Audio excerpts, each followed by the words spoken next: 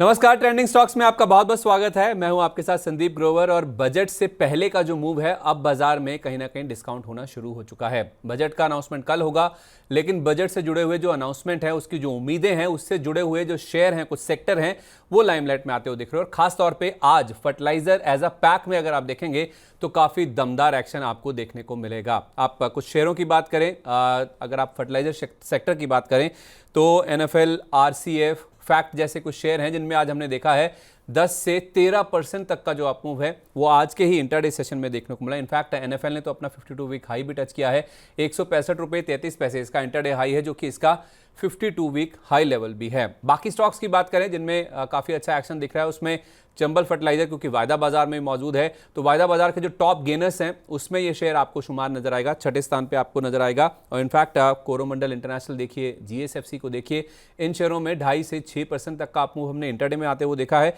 और उसके साथ साथ कुछ और भी छोटे मझोले स्टॉक्स हैं जिसमें आप पैरादीप फॉस्फेट्स इसको शामिल कर सकते हैं, दीप फर्टिलाइजर है, 3.5 से 5% तक का जो आप मूव है इन तमाम शेयरों में आज हमने बनता हुआ देखा है। तो ओवरऑल देखा जाए तो पूरा फर्टिलाइजर एज अ पैक अगर आप देखेंगे तो लाइमलाइट में है, चर्चा में है। वो इसलिए क्योंकि बजट को लेकर जो अनाउंसमेंट है उसको लेकर इस पूरे सेक्टर में हम देखने की पॉजिटिविटी बनती हुई नजर आ रही है। अब ऐसा क्या आ सकता है बजट में, इस पूरे सेक्टर को लेकर क्या घोषणाएं हो सकती हैं, इंडस्ट्री ने क्या मांगे रखी हैं, ये आपके सामने रखते हैं, जिससे आपको अंदाजा लगेगा कि आखिर फर्टिलाइजर शेयरों में तेजी क्यों बन रही है।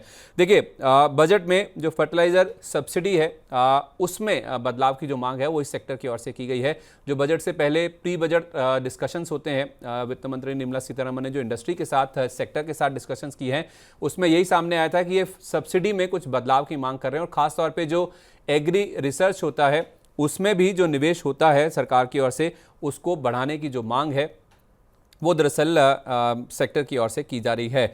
अब क्यों ऐसा हो रहा है? देखिए, ये जो एग्री रिसर्च है वो सेक्टर की ग्रोथ के लिए और किसानों की आय के लिए ये बहुत ही अहम है। इन दोनों को अगर बढ़ाना है, ग्रोथ को बढ़ावा देना है सेक्टर की, और इसके साथ साथ किसानों की आय बढ़ानी है, तो इन दोनों के लिए जो रिसर्च के ऊपर खर्च होता है, निवेश होता है, उसको बढ़ाना बहुत ही जरूरी है। अगर आप अंतरिम बजट की भी बात करें तो 1,17,000 करोड़ रुपए का जो कुल आवंटन है इस पूरे सेक्टर के लिए हुआ था। महज 2,000 करोड़ रुपए के आसपास का जो एक बढ़ोतरी है पिछले साल के बजट के मुकाबले, वो देखने को मिली थी। तो उस लिहाज से इस पूरे सेक्टर में जो निवेश है, जो आवंटन है, उसको बढ़ाने की जो मांग है वो इस पूरी इंडस्ट्री की ओर से देखने को मिल रही है। माना जा रहा है कि बजट में जो ऑर्गेनिक खेती है उसके ऊपर जो इंसेंटिव्स हैं उनकी भी इस बार घोषणा देखने को मिल सकती है। और इनफैक्ट पूरी जो सब्सिडीज दी जाती हैं इस पूरे स्पेस को लेकर, अगर आप एग्री सेक्टर की बात करें तो जितनी भी सब्सिडीज दी जाती हैं उनको कंसोलिडेटेड करने की जो बात है वो यहाँ पे की जा रही है। एक्सपर्ट्स का ऐसा मानना है कि सारी सब्सिडीज को एक साथ मिलाया जा सकता है, डीबीटी के तहत उनको लाया जा सकता है। और यही कारण है कि डीबीटी 2 नाम से एक और स्कीम की जो घोषणा है वो इनफैक्ट इस पूरे सेक्टर के लिए सरकार की ओर से की जा सकती है।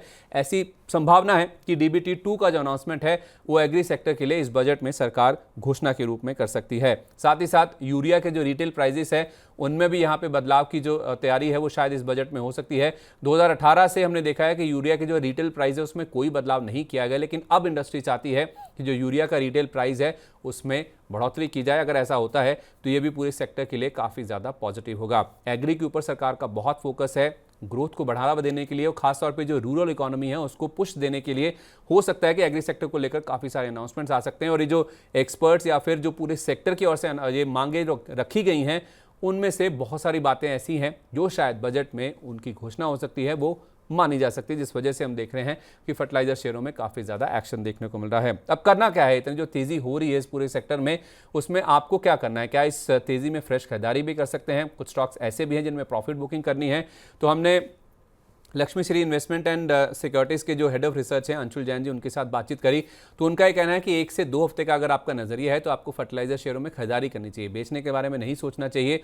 ओवरऑल अगर आपको पीएसयू स्पेस में बिकवाली करनी है या प्रॉफिट बुकिंग करनी है आप कर सकते हैं, लेकिन फर्टिलाइजर स्पेस में नहीं, यहाँ पे आपको खरीदारी करनी। खासतौर पर कोरोमंडल इंटरनेशनल, इसको आपको 1640 रुपये के आसपास खरीदना है। इस केस में आपका जो स्टॉप लॉस है 1590 रुपये का होगा और 1750 तक के जो टारगेट्स हैं वो हमें जैन साहब ने बताया कि कोरोमंडल इंटरनेशनल के स्टॉक में देखने को को मिल सकते हैं।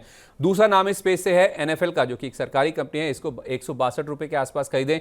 150 रुपये का आपको स्टॉप लॉस रखना होगा और इस शेयर में 185 रुपये तक के जो टारगेट्स हैं वो देखने को मिल सकते हैं। तो प्रॉफिट बुकिंग नहीं करनी है इसमें, इनफैक्ट तेजी का, खरीदारी का ही व्यू लेके चलना है। 1 से 2 हफ्ते का आप नजरिया रखिए। कोरोमंडल इंटरनेशनल और NFL, इसमें आप फ्रेश खरीदारी भी कर सकते हैं। आपको लेवल्स भी बताए गए हैं। स्टॉप लॉस और टारगेट को आपको ध्यान में रख के चलना है। तो फर्टिलाइजर शेयरों में दमदार तेजी है और ये तेजी आगे भी जारी रह सकती है। और ऐसे ही कुछ और ट्रेंडिंग स्टॉक्स जिनमें दमदार एक्शन देखने को मिल रहा है वो हम मनी 9 पर आपके लिए लगातार कवर कर रहे हैं। नमस्कार।